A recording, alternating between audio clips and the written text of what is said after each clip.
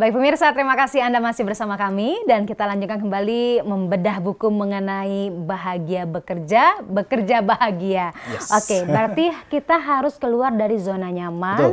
Menjadi istilahnya berkembang gitu ya, pemikiran kita menjadi berkembang. Nah itu bagaimana lagi nih Mas Ervan? Ada orang dia merasa nyaman ketika dia baru lulus SMA dan kemudian dia bekerja, dia gajian dan dia merasa gue udah gak nyaman, gak usah kuliah. Nah itu zona nyaman yang membuat dirinya tidak bertumbuh. Ya, apa yang harus kita lakukan? Keluar dari zona itu, kuliah. Pasti jadi, aduh tiap hari harus belajar lagi, coba lagi. Tapi ternyata ketika kita berhasil sukses di zona bertumbuh itu, kita akan naik gaji. Tentu perusahaan akan menggaji berbeda karena tingkat pendidikan kita. Lihat, ketika kita pindah dari zona nyaman ke zona belajar atau zona bertumbuh, kehidupan kita semuanya berkembang. Gaji kita akan bertambah, jabatan kita pun pasti akan naik, pangkat kita karena kita bersekolah tersebut. Kemudian ilmu kita bertambah, relasi bertambah. Orang kemudian lulus S1 merasa zona nyaman. Ya udahlah, cukup, udah punya gaji, udah punya pekerjaan, cukup S1. S2 capek lah tiap hari harus kuliah, belum bayarnya, belum ininya itu ya kan. Banyak alasan yang kemudian dalih yang kemudian membuat kita tidak melakukan itu. Maka itu zona nyaman. Nyaman tiap hari melakukan itu, udah nggak merasa ada tantangan lagi. Jadi rutinitas yang menyemukan itu zona nyaman. Coba bertumbuh, kuliahlah S2. Lakukan. Pasti nggak nyaman lagi tuh. Ya kan? Dari zona nyaman jadi nggak nyaman, jadi dimarahin lagi sama dosen, tesis lah, apalah segala macam. Itu zona tidak nyaman, tapi bertumbuh. Ilmu kita bertumbuh. Jabatan kita akan naik lagi tuh. Nggak mungkin gaji S1 dengan S2 sama, nggak mungkin. Di perusahaan yang sama. Gitu.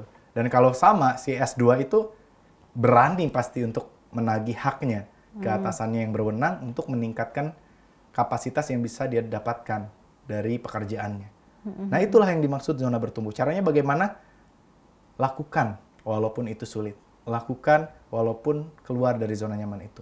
Berpindahlah dari zona itu dan kemudian coba yang terbaik di situ. Dengan begitu, kehidupan kita akan meningkat, kualitas diri kita akan bertambah, dan hidup kita akan menjadi lebih baik. Itulah yang dinamakan zona bertumbuh atau zona belajar.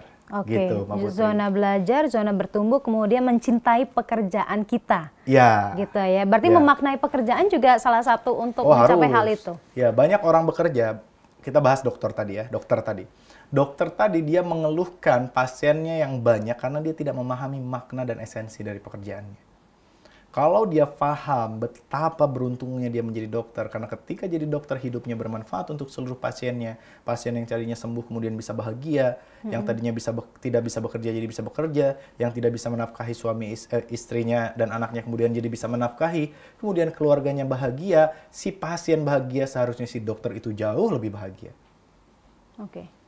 Kenapa dia mengeluh? Karena dia tidak paham makna pekerjaannya.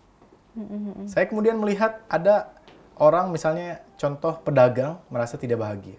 Pedagang pulsa misalnya. Atau bahkan pedagang pulsa itu saya punya kenalan dulu. Dia pedagang pulsa tapi dia bahagia hidupnya. Padahal yang namanya pulsa kita tahu sendiri untungnya berapa sih? Ya, ada yang 100 perak, 200, 500 sekarang bahkan cuma 1.000 rupiah. Tapi kemudian dia bisa bahagia menikmati pekerjaannya sebagai penjual pulsa. Saya tanya, "Bro, ngapain sih masih jual pulsa? Sekarang kan gampang ya jualan pulsa, beli pulsa gimana-gimana dan lu udah nggak laku gitu. Kenapa sih masih maunya jualan pulsa, untungnya juga kecil? Kenapa?" Saya bilang.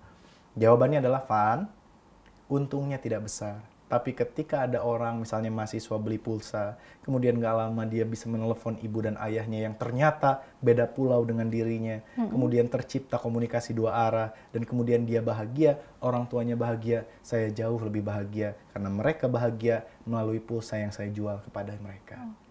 Lihat penjual pulsa yang untungnya sedikit, ketika dia tahu dan paham makna di balik pekerjaannya, dia bisa bahagia. Hal kecil tapi berbuat lebih besar gitu. Betul sekali. Nah, seperti kita presenter dan pengisi acara di TV. Jika tiap hari dia melakukan itu, bahkan kameramen ya, dengan gaji dan honor yang kita dapatkan, bisa jadi kita mengeluh dan berkata, males nih syuting lagi. Ya, tapping lagi. Kenapa kita mengatakan hal itu? karena kita tidak paham esensi dan makna dari pekerjaan kita. Padahal dari acara ini saja berapa ratus, berapa ribu, berapa puluh ribu, bahkan kemudian di YouTube nantinya berapa juta yang menonton, berapa juta yang terinspirasi, berapa juta yang kemudian orang yang tadinya hidupnya biasa menjadi luar biasa, yang tadinya tidak punya kerja jadi memiliki usaha dan sukses.